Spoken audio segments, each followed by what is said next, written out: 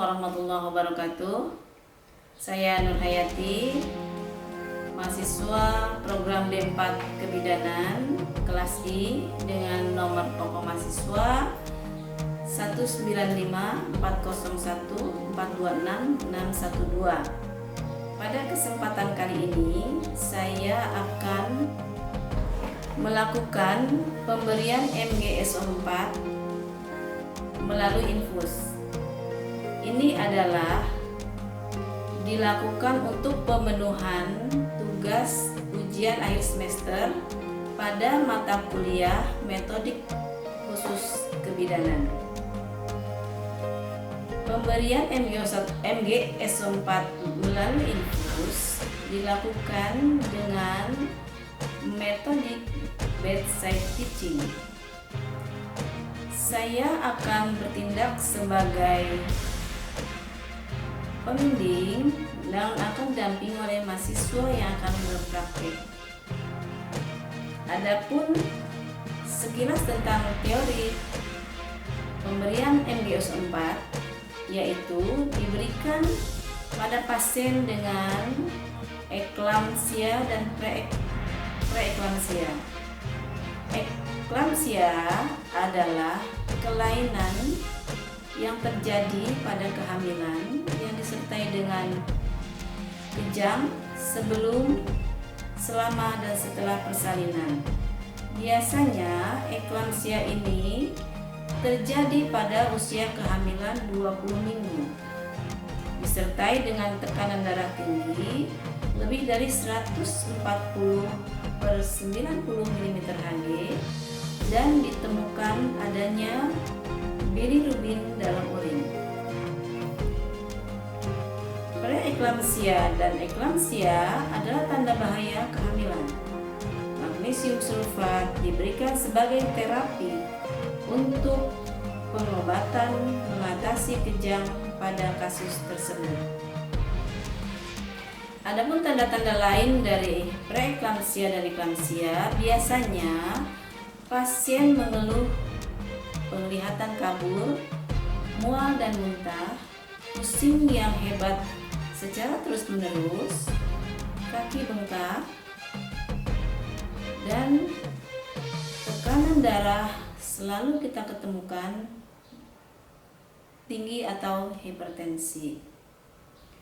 Baiklah, dalam pertemuan kali ini pada metodik bedside teaching, kami akan didampingi oleh mahasiswa yang akan berpraktik dan kami lanjutkan pada persiapan pelaksanaan praktik pemberian MGSO4 melalui infus sebagai berikut.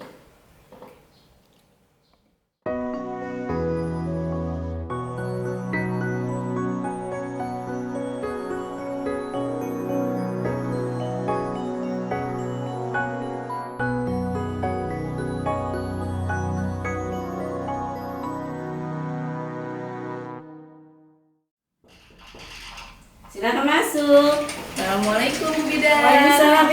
Bu Zakia, apa kabar? Sehat ya Bu? Alhamdulillah. Siapa nih? Ini saya membawa mahasiswa saya, namanya Azahra Nur Fitria. Oh iya, Zahro dan Bidan.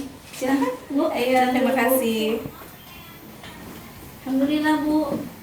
Cepat nih datangnya. Iya, alhamdulillah tidak ada ya, kendala. ya. Azahro mulai hari ini bisa praktek di tempat Ibu. Kebetulan hari ini ada pasien yang eklamsi dan akan diberikan pemberian MGSO4 melalui infus. Jadi nanti kita bisa lakukan tindakan sama-sama. Zahro sudah baca teorinya ya? Ya, sudah. Jadi pemberian MGSO4 itu biasanya pada kehamilan berapa minggu? Sekitar 20 minggu. 20 minggu ya? Oke ya. Zahra sudah tahu ya bahwa pemberian MGSO4 ini melalui 3 tahap. Ya, tahap pertama diberikan secara intravena atau bolus 40 4 gram dicairkan dengan 20 cc. Kita berikan secara perlahan-lahan. Biasanya di rumah sakit dengan menggunakan siring pump, tapi kita berikan IV langsung, tapi perlahan selama 5 menit. Demikian juga dengan langkah kedua. sama diberikan juga bolus tapi 20% atau 2 gram dengan 10 cc juga secara bolus.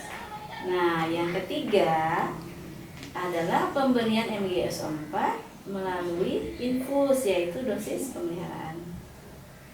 Baik, Zahro, sebelum kita melakukan tindakan pemasang infus, langkah pertama adalah kita harus melakukan info konsen dulu. Silahkan panggil suaminya Wita, nanti sekali kita kenal.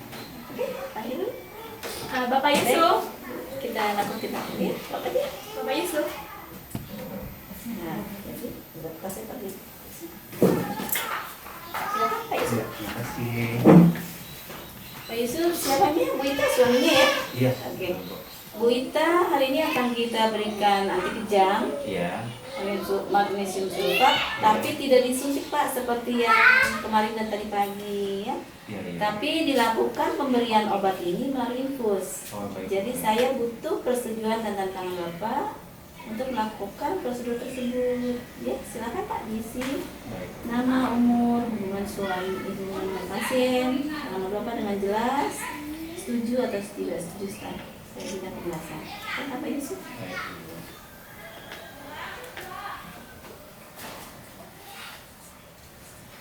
Baik Pak. Nah, begitu. Iya, terima kasih ya Pak. Ini sudah Bapak tanda tangani dan saya bisa langsung persiapkan untuk pemasangan infus Baik, Ibu. tersebut ya. Baik. Silakan Pak Yusuf, mau tunggu di sini atau di luar? Saya tunggu di luar aja. Di luar aja? Iya. Oke deh, terima kasih banyak. Baik, sama-sama Saya Ibu. lakukan ya. Terima kasih. Sebelum kita lakukan pemasangan infus, kita kenalan dulu sama pasien. Oke, Assalamualaikum. Bu, kita gimana kabarnya? Baik ya, Zaro. Nanti sebelum kita lakukan pemasangan infus, kita lakukan pemeriksaan ulang lagi. Tensinya, kemudian refleks patelanya. Kalau urin Ibu sudah buat cek tadi ya? Sudah ya? Dengan Ibu sudah ukur tadi jumlahnya cukup. Kemudian pernafasannya juga sudah cukup baik. Ya. Baik Bu Ita, sebelum saya lakukan pemeriksaan, saya persiapkan dulu alat-alat dan sebagainya. Suami Ibu tadi sudah menandatangani dan menyetujui pemasangan infus yang akan saya lakukan. Makasih ya Bu Ita ya. Oke, Zahro, setelah kita melakukan langkah pertama, inform concern, kemudian kita sudah menjelaskan dan melakukan pemeriksaan fisik pada pasiennya, dan hasilnya sudah kita catat, ditemukan semuanya normal. Tekanan darah memang masih 150 atau 90. Refleks patelanya ada positif ya. Respirasi rate berapa tadi? Lebih dari 16 kali. Kemudian jumlah urinnya cukup 0,5 ml per kilogram berat badan. Baik, setelah itu kita persiapkan alat-alatnya ya. Yang pertama adalah cairan ring laktat. Karena pada pemberian MgSO4 di pemeliharaan ini kita menggunakan cairan ring laktat atau NaCl. Kita akan berikan nanti 6 gram dalam 500 mg dan sebanyak 28 tetes. Ring laktat, infus set ya, atas tangan infusnya sudah disiapkan, jarumnya, kemudian kita siapkan juga tourniquetnya, plester, kapas alkohol, yang paling penting adalah obatnya MgS4. Kemudian disiapkan juga antidotumnya, kalsium glukonas. Oke, kita siapkan juga jarumnya, spetnya sesuai kebutuhan kita ya. Ada terakhir adalah label. Jangan lupa untuk menghitung tetesan infus. Kita siapkan juga stopwatchnya, sarung tangan, pulpen, dan catatan ya. Lalu setelah itu Ibu akan persiapan selanjutnya. Zahro, maaf ditutup dulu pintunya sayang sama hordingnya. Ibu cuci tangan dulu deh. Ini nggak usah. Zahro, sebelum Ibu pasang infus, yuk kita cek sama-sama yuk, sudah lengkap apa belum? Saya cek dulu ya Bu. Oke, yuk. Obatnya sudah ada. Sudah lengkap Bu. Sudah lengkap semua ya. Baik Bu Ita, akan saya pasang infusnya sekarang ya. Sudah siap ya Bu ya? Saya pasang dulu infusnya. Yuk. Kita berdoa sama-sama ya Bu ya. Bismillahirrahmanirrahim. Ya, dikepal sedikit Bu. Jempolnya ke dalam. Oke ya.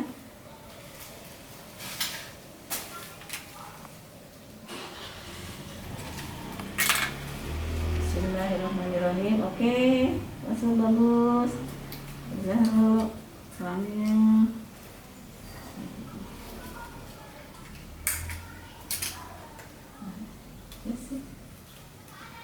Oke, agak kencang sedikit. Ya. Kalau disambungkan selangnya. Yuk. Oke, cepat sayang.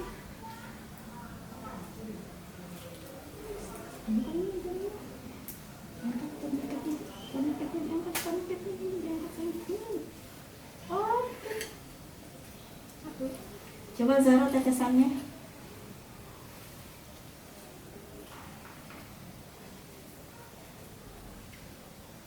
Bikin dulu. Sudah ada berapa tetesan dari kamu ya? Bu Ita, ini sudah terpasang obatnya ya, sudah terpasang infusnya. Diberikan dalam infus ini. Jika Bu Ita ada keluhan di pernapasan, misalnya lebih cepat dari sebelum pemasangan, atau ibu merasakan lemes di kedua lututnya, atau tidak bisa buang air kecil, ya, atau tiba-tiba menggigil, harus dikasih tahu ke saya, ke kami, ya, gitu ya. Nah, oke Bu, selesai ya. Alhamdulillah, terima kasih banyak. Zahro selesai melakukan perasat, kita biasakan untuk merapikan alat-alat, kita letakkan kembali di tempat semula. Kemudian jangan lupa labelingnya, Zahro. Labeling ini berisi tanggal dan jam pemasangan infus dan petugas siapa yang memasang, siapa yang menemaninya, itu sudah ditulis ya. Rahayati didampingi oleh Azahra. Setelah itu saya selesai prosesnya, lakukan cuci tangan kembali. Alhamdulillah, pemasangan infus pemberian MGSO4 melalui infus sudah kita kerjakan di Zahro. Ada yang tertinggal nggak kira-kira dari tindakan kita tadi? Saya mau nanya Bu, itu tadi kan ada kalsium glukonas, itu untuk apa sih? Oh iya ya, kalsium glukonas memang harus disiapkan sebagai antidotum pemberian MGSO4. Baik, jadi apabila kita setelah memasang infus ini ada tanda-tanda keracunan pada pasien, misalnya hipotermi, kemudian kita temukan pasiennya lunglai, lemas, mengeluh lemas, kita cek ulang tuh refleks patelanya, ternyata negatif, atau pasien mengeluh tidak bisa buang air kecil. Lalu kita lakukan pemeriksaan juga pada pernapasannya. Pernapasannya kok lebih cepat gitu ya. Jadi tindakan pemberian kalsium glukonas sebagai antidotum, kita harus kolaborasi dengan dokter dengan cepat. Kita kolaborasi dengan dokter, itu fungsinya kalsium glukonas. Jadi setiap pemberian magnesium sulfat atau MGSO4 di ibu hamil untuk terapi anti kejang, jadi harus selalu disiapkan antidotumnya. Jadi ya udah sini ya. Oke ya, ada lagi yang bertanyakan? Sudah. Cukup ya. Cukup. Jadi jangan lupa setelah kita melakukan tindakan tersebut, kita harus melakukan observasi. Karena kan pasien ini diberikan dalam 24 jam atau sampai kejamnya berakhir setelah postpartum ya. Jadi kita lakukan observasi dan dilakukan pencatatan. Dalam catatan betul ya. Jangan lupa. Jadi nanti bikin catatan, begitu juga kan nanti untuk pelaporan juga. Pelaporan untuk ke dosennya dan juga untuk ke ibu ya. Terima kasih banyak Bu Ya, dosen. sama-sama, Ibu. Zahro, mudah-mudahan pada kesempatan lain Zahro bisa praktek di tempat ibu dan dapat melakukan tindakan perasat sendiri, ibu yang mendampingi bergantian ya. Oke, sekian. Terima kasih banyak. Assalamualaikum warahmatullahi wabarakatuh.